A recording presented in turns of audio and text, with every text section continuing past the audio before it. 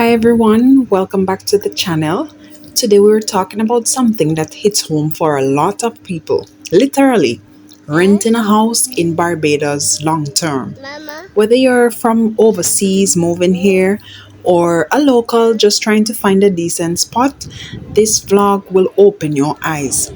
So, first things first, renting in Barbados isn't cheap.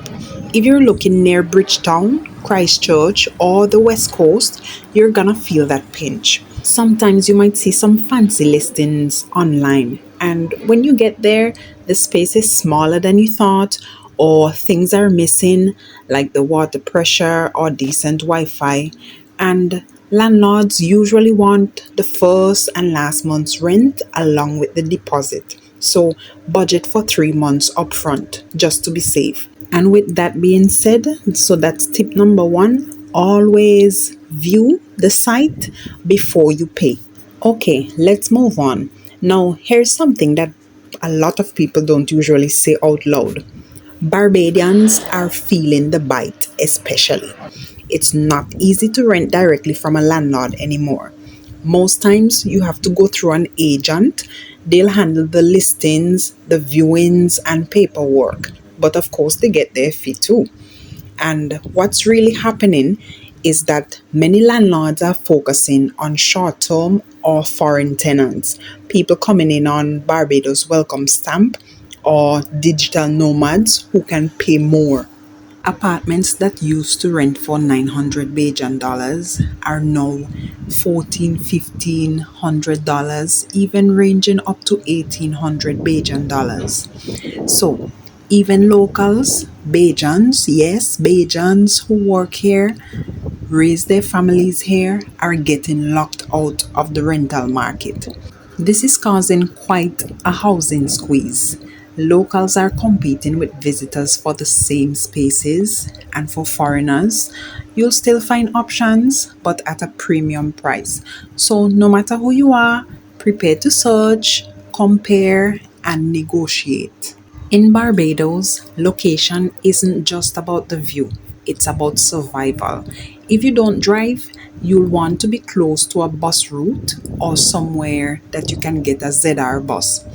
Some houses look nice online, but when you move in, you realize it's like living on a hill with no transportation after a certain hour.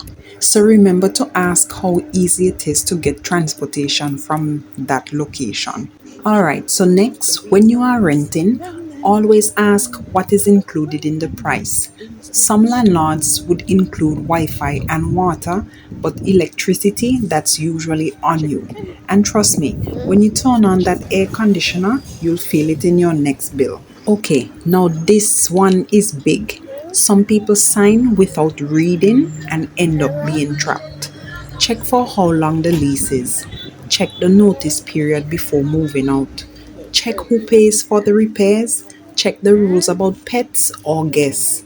If you can, get everything in writing, even if it's a simple one-page agreement. It sounds boring, but it will save you a whole lot of drama later.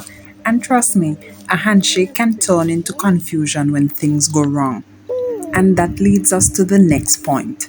Before you hand over money, inspect the place properly. Run the taps, flush the toilet, check the roof for leaks, look for cracks, mold, or signs of termites. Yes, that is a thing here. So, yes, take photos before moving in. If something is damaged and you didn't document it, guess who might be paying for it later? You.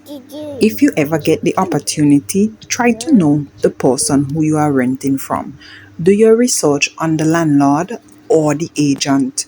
Ask questions. Some people pretend to own a place just to collect a deposit and disappear.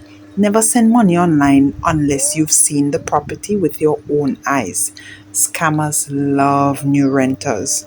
Another thing to bear in mind is to plan for the real cost and not just for the rental price. Your rent might be 1200 Bajan dollars, for example, but your living costs might end up being double that because you might need to think about groceries, the bus fare, electricity, internet, water, and any other fee that you might have to pay, and that can quickly add up. So remember to plan for the real cost and not just for the rent price. Okay, also remember to stay legal and be respectful. If you're a foreign national, you can rent without any special permits. Just don't overstay your visa and follow the lease rules.